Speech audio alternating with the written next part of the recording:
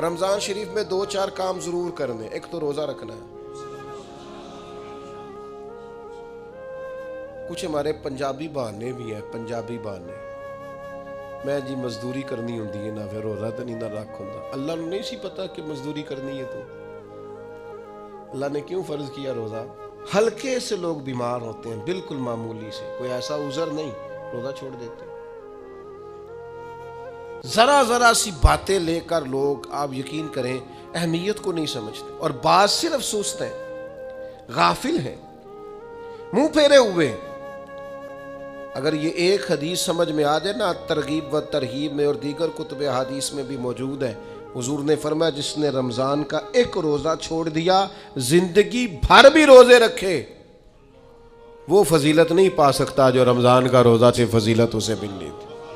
اتنی بڑی بات ہے, آپ اس کو سمجھ لیں. اتنے سعادت افروز روزے ہیں رمضان کے.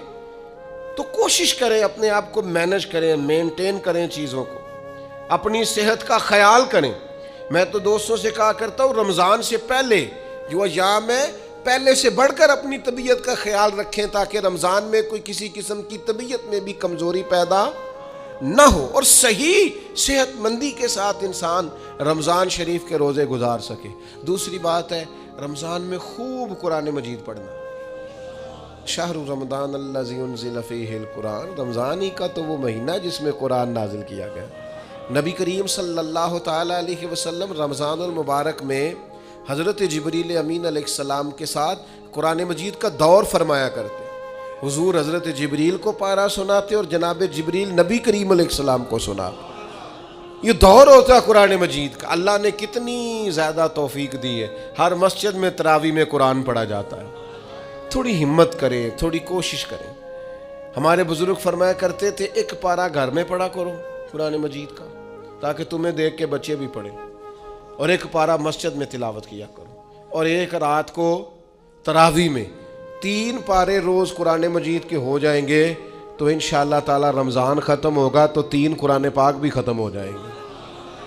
یہ ارادہ کریں, یہ پروگرام بنا, خوب قرآن مجید سے دلچسپی پیدا کریں. تیسرا کام رمضان میں جو کرنے والا وہ ہے کثرت سے استغفار. کچھ غلطیاں نا ہم کرنا نہیں چاہتے, ہم سے ہو جاتی ہیں.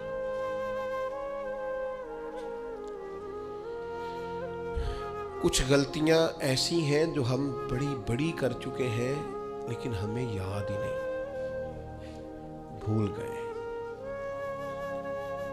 کچھ خطائیں ہم سے ایسی سرزد ہوتی ہیں جو لاشعوری میں ہو جاتی, ہمیں سمجھ ہی نہیں ہوتی کہ یہ خطا ہے اور اتنی بڑی ہے.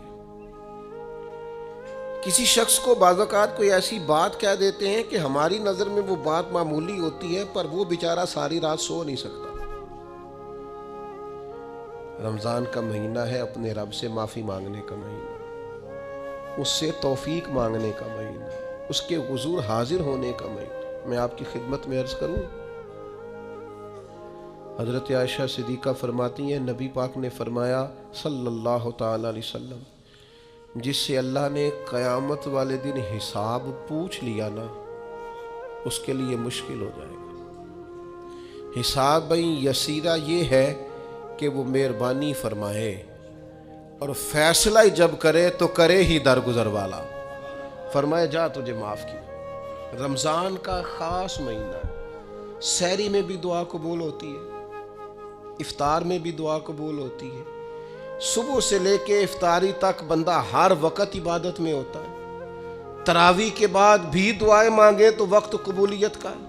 میرے بھائیوں, رمضان کی راتیں بھی قبولیت کی, آخری طاق راتوں کی شان قبولیت کی, لیلۃ القدر قبولیت کی. اس دفعہ جھک نہ جائیں اس کی بارگاہ میں سجدے میں, رو رو کے معافی مانگ نہ لیں اس سے. ہم برے نہیں ہیں, چاہتے نہیں ہیں, پر ہمارے وجود سے کچھ غلطیاں ہو جاتی ہیں. ہمارے سینوں میں کچھ پچھتاوے ہیں, کچھ من میں باتیں. اس دفعہ اس کے حضور عرض نہ کریں کہ کچھ کمیاں رہ گئی ہیں, دل نہیں کرتا تھا ایسا ہو, پر انجان تھے. نہ چاہتے ہوئے بھی کمزوریاں ہو گئیں. رمضان آ رہا ہے, بڑا گولڈن چانس ہے, بڑا خوبصورت موقع. بھائیو, رمضان کی ہر سحری کے بعد رب سے معافی مانگے. آپ کو پتہ ہے اتنی بڑی امت مسلمہ لیکن ہر گلی میں کمزور ہے, ہر جگہ رسوائیاں ہمارے ساتھ چمٹی ہوئی ہیں. ہم چاہ کے بھی اپنے بھائیوں کی مدد نہیں کر سکتے. میرے پاس ایسے ایسے جوان آتے ہیں جو کہتے ہیں ہمیں بتائیں نا ہم فلسطین کے لیے کیا کر سکتے, ہمیں بتائیں نا. یہ ہماری بے بسی, یہ ہماری غلطیوں کا نتیجہ ہے. تو خوب استغفار کریں, اپنی کوتاہیوں کی معافی مانگیں. رمضان کی ہر صبح میں, ہر شام میں, ہر دن میں, ہر رات مصلی بچھا بچھا کے عرض گزار ہوں کہ مالک تو ہمیں معاف فرما. اور میں آپ سے ایک اور بات بھی عرض کروں, شیخ ابو الحسن کو میں پڑھ رہا تھا تو روتے جا رہے تھے, روتے ہی جا رہے تھے, روتے ہی جا رہے تھے. ایک شام تو ان کے کچھ لوگوں نے ان سے کہا کہ حضور اس قدر زیادہ آہوزاری, تو فرمانے لگے میری بس اتنی خواہش ہے کہ جب میں اپنے رب سے ملوں نا تو میرا رب مجھے ناراض نہ ملے. تو میں ہر وقت اس لیے تڑپتا ہوں کہ میرے اندر جو کوتاہیاں مجھ سے ہو گئی ہیں, میرا مالک وہ مجھے معاف کر دے. ہم نے کوشش کی ہے زندگی میں ماں باپ کی خدمت کرنے کی, لیکن نہیں, ہم سے ان کے حق ادا نہیں ہو سکے. کوشش کی ہے بہن بھائیوں پر توجہ دینے کی, لیکن حق ادا نہیں ہو سکے. چاہیے تھا اولاد کی تربیت بڑی شاندار کرتے, لیکن سہولتیں کچھ زیادہ دے بیٹھے, لاڈ پیار کچھ زیادہ کر سکے. ان کی تربیت کا بھی صحیح حق ادا, اللہ نے عزت زیادہ دی تھی, جواب میں ہماری خدمتیں تھوڑی. ہم اپنے رب کی بارگاہ کی حاضریوں کے بھی حق ادا نہیں کر سکے. اس نے ہمیں نوازا زیادہ ہے, ہمارا شکر کم ہے. ہم اس کا حق ادا کرنے کا کام یہ ہے میرے بھائیوں کہ رمضان میں خوب استغفار کریں. ہم سے جو کمیاں رہ گئی ہیں اس پورے ماہ مبارک میں, اپنے مالک سے عرض کریں کہ مالک اس ماہ مبارک میں جنہیں تو معاف کرنے والا ہے ان میں ہمارے بھی نام شامل فرما, ہمارے بھی نام شامل فرما. اور بھی عرض کرنی ہے, ان کے لیے بھی دعائیں کرنی ہے رمضان میں جو ہم سے بچھڑ گئے, جو مٹی تلے جا کے آرام فرما ہو گئے. یہ رمضان المبارک چونکہ بخشش مانگنے کا مہینہ ہے, اللہ کے حضور معافی مانگے ان کے لیے بھی, ہمارے اپنوں کے لیے, ماں باپ کے لیے, عزیز و اقربا کے لیے, کہ اللہ کریم ان کی قبروں کو بھی ٹھنڈا کرے, ان کے حال پہ بھی رحمت کی نظر کرے, ان کے لیے بھی مالک آسانیاں کرے. خوب دعائیں مانگے رمضان میں, خوب دعائیں.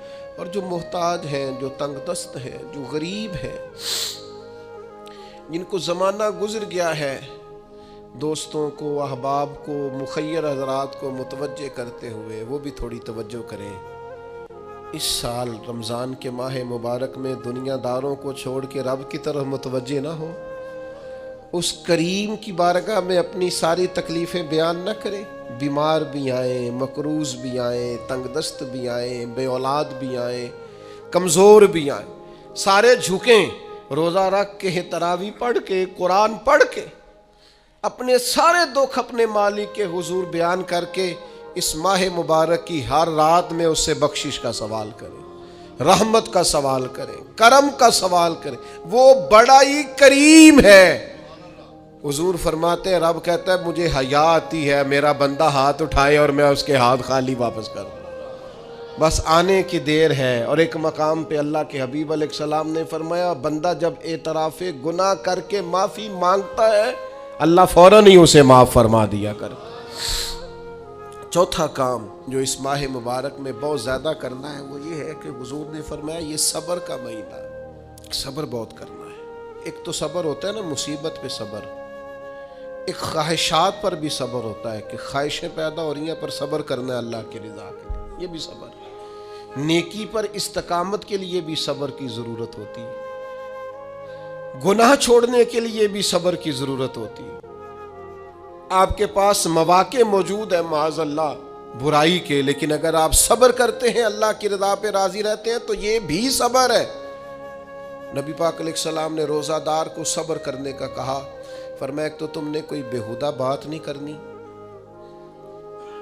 کوئی گالم گلوچ نہیں کرنی، اور اگر کوئی تم سے لڑائی جھگڑا کرے، کوئی بےہودہ بات کرے، تو تم نے کیا کہنا؟ انی صائم مرتین، تم نے 2 مرتبہ کہنا ہے بھائی میں تو روزہ دار ہوں۔ کوئی جھگڑا کرنا چاہے، لڑائی کرنا چاہے، برا بھلا کہے، کوئی الجھانا چاہے، تو کہنا انی صائم، میں روزہ دار ہوں۔ یہ وظیفہ یاد کریں گے؟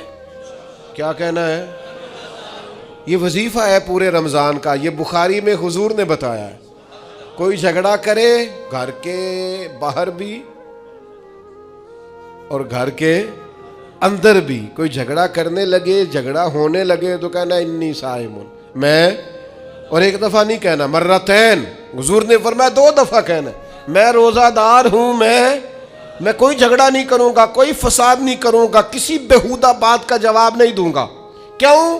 اس لیے کہ میری ایک شان ہے، میں روزہ دار ہوں، میں اس وقت ایک منصب پر فائز ہوں، میں روزہ دار ہوں۔